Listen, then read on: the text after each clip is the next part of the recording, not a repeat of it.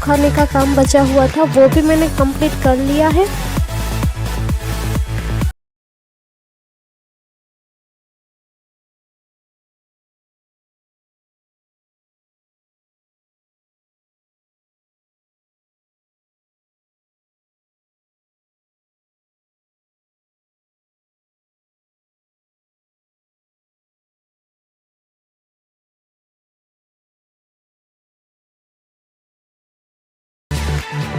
अब थोड़े से ही कपड़े थे वॉश के लिए, तो आज मेरा काम जल्दी ख़त्म हो गया था। तो मैं यहाँ पर आने के बाद दीदी को खाना बनाने में हेल्प कर रही हूँ।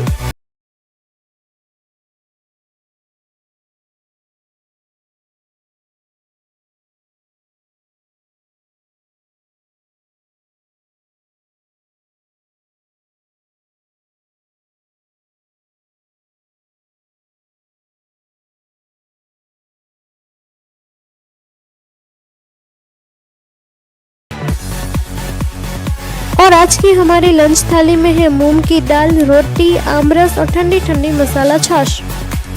सो यहाँ पर हम लोगों ने लंच भी कर लिया है और लंच करने के बाद मैं यहाँ पर बर्तनों को वॉश कर रही हूँ। और वैसे कैसे मैं जब भी कोई काम करती हूँ तो मैं अक्सर BTS गानों की प्लेलिस्ट शुरू कर देती हूँ या फिर हिंदी गाने भी मैं सुनती हूँ। मैं जब भी गाने सुनते हुए कोई काम करती हूँ तो वो काम मेरे हाथों से जल्दी से हो जाता है, ऐसा मुझे लगता है। वैसे तो जो BTS के गाने आते हैं वो 2 लैंग्वेज में आते हैं, एक तो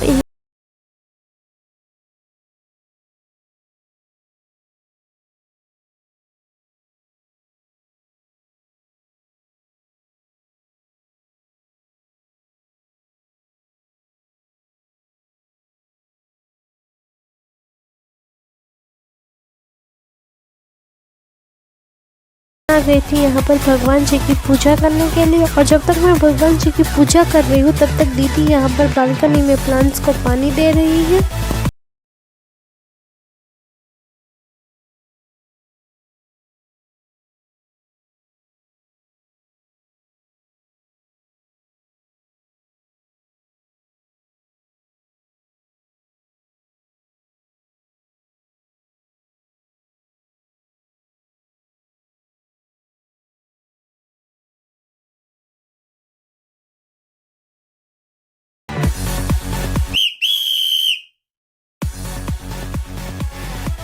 Hi guys, #BTS Army and I with you one and only #V. Namaste.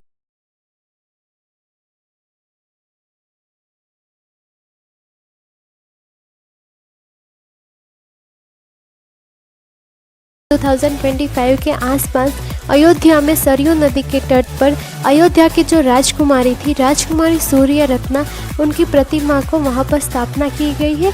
और वहां की पौराणिक कथाओं के अनुसार माना जाता है कि और जो अयोध्या की राजकुमारी थी रानी सूर्य रत्ना, वो अयोध्या से साउथ कोरिया गई थी साउथ कोरिया के राजा किम सूरो से शादी करने के लिए। और वहाँ के राजा किम सूरो से शादी करने के बाद कोरिया में उनको रानी हियो हुआंग ओके के नाम से जानने लगे थे।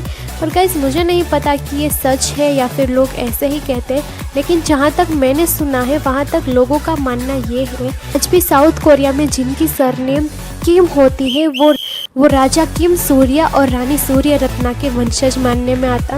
वैसे ये बात सुनकर मुझे बहुत ही ज़्यादा खुशी हुई थी, क्योंकि BTS में भी किम नामजून, किम शोकजिन और किम तेयोंग, इन तीनों की सरनेम किम है। तो ये प्रतिमा इंडिया और साउथ कोरिया के 2000 साल पुराने रिश्ते का प्रतीक मानने में आता है। और अगर आप इसके बारे में ज़्यादा डिटेल्स में जानना चाहते हैं तो आपको गूगल में से सारी इन्फॉर्मेशन मिल जाएंगी कि कैसे रानी सूर्य रत्ना अयोध्या से साउथ कोरिया गई थी और क्या रीज़न था उनका साउथ कोरिया के राजा से शादी करने का। बारे में इसलिए बता रही हूँ क्योंकि आज की जो मैं न्यूज़ बताने वाली हूँ वो भी साउथ कोरिया के रिलेटेड ही है। सो गाइज, मैं आज आप सबके साथ एक न्यूज़ शेयर करने वाली हूँ। मतलब कि काफ़ी सारे लोगों को इस न्यूज़ के बारे में पता होगा, मुझे बहुत ही ज़्यादा लेट इस न्यूज़ के बारे में पता चला है।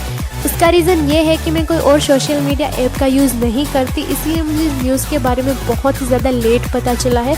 सो गाइस आज मैं दोपहर को जब अपने यूट्यूब के शॉर्ट्स वीडियोस होते हैं उनको ऐसे स्क्रॉल कर रही थी तो अचानक से मुझे इस न्यूज़ के रिलेटेड एक वीडियो आया। पहले तो मैंने उस वीडियो को इग्नोर किया, मुझे लगा कि शायद ये कोई फेक न्यूज़ होगा, रियल नहीं होगा। लेकिन फिर काफ़ी सारे वीडियोस उसके रिलेटेड आने लगे तो फिर मैंने गूगल पे जाके इसको सर्च किया कि मतलब ये न्यूज़ सही है या कोई फेक न्यूज़ है। लेकिन नहीं गाइस, हमारे गुजराती में बोलते हैं ना कि 100% सही, मतलब कि 100% गूगल ने भी मुझे अप्रूवल दे दिया कि ये न्यूज़ सही है, कोई फेक न्यूज़ नहीं है। और जब मैंने ये सुना तो मतलब मैं बिलीव ही नहीं कर पा रही थी कि ये न्यूज़ सही है। I can't believable guys. और उसको सुनने के बाद मैं बहुत ही ज़्यादा हैप्पी एंड एक्साइटेड हुई। और जो भी BTS आर्मी है, K-pop लवर है, K-ड्रामा लवर है, वो भी इस न्यूज़ को सुनने के बाद बहुत ही ज़्यादा हैप्पी एंड एक्साइटेड हुए होंगे। तो गाइस चलो मैं आपको बताती हूँ कि ये न्यूज़ क्या है जिसको सुनने के बाद मैं बहुत ही ज़्यादा हैप्पी एंड एक्साइटेड हुई और मुझे अभी तक यकीन नहीं हो रहा है कि ये न्यूज़ सही है। सो गाइस हुआ क्या था कि 20 अप्रैल 2026 को जो कोरिया के प्रेसिडेंट हैं वो इंडिया आए थे। इंडिया के प्रेसिडेंट यानी कि माननीय श्री नरेंद्र मोदी जी से मिलने के लिए।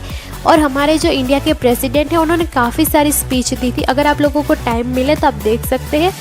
लेकिन जो सबसे बड़ी मेन बात थी कि जिसको सुनने के बाद BTS army, K-pop lover, K-drama lover ये बहुत ही ज़्यादा हैप्पी एंड एक्साइटेड हुए हैं। वो बात ये थी कि हमारे इंडिया के प्रेसिडेंट ने ये कहा कि आजकल इंडिया में Korean food, Korean makeup product, K-drama, K-pop इन सारे कोरियन चीज़ों को लेके बहुत ही ज़्यादा क्रेज़ हुआ है। तो इस बात को ध्यान में रखते हुए इंडिया और कोरिया ने ये डिसाइड किया है कि साल 2028 मतलब कि ईयर 2028 में इंडिया और कोरिया का कल्चरल फेस्टिवल मनाया जाएगा।